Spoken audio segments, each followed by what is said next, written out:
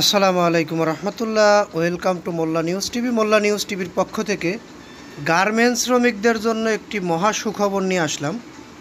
পোশাক শ্রমিকদের বেতন বৃদ্ধি সহ 18 দাবি মেনে নেওয়ার সিদ্ধান্ত।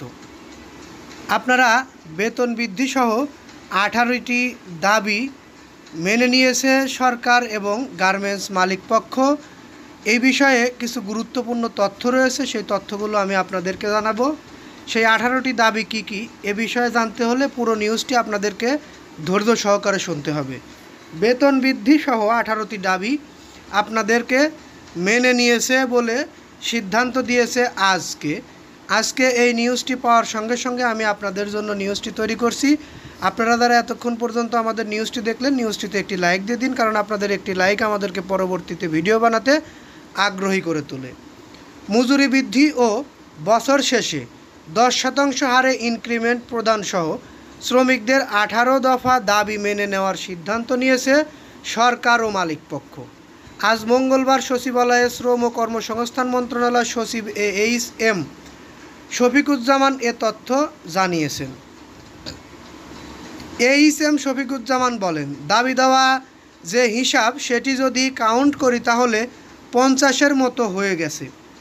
সেই জায়গাগুলোতে আমরা সর্বশেষ গতকাল শ্রমিক পক্ষের 35 জন নেতা এবং পোশাক শিল্পের বিজিএমের 35 জন নেতার সঙ্গে বৈঠক করেছি।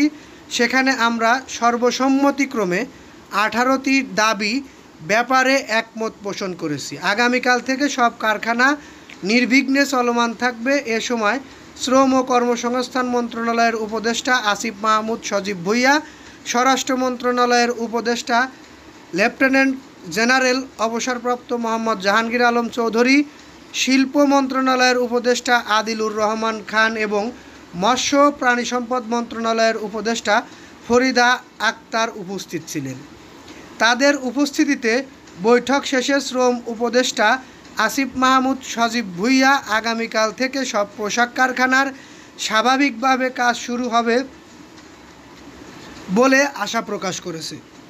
পোশাক শ্রমিকদের যে দাবি দাবাগুলো ছিল সেই দাবি দাবাগুলোর মধ্যে গুরুত্বপূর্ণ 18টি দাবি তারা মেনে নিয়েছে।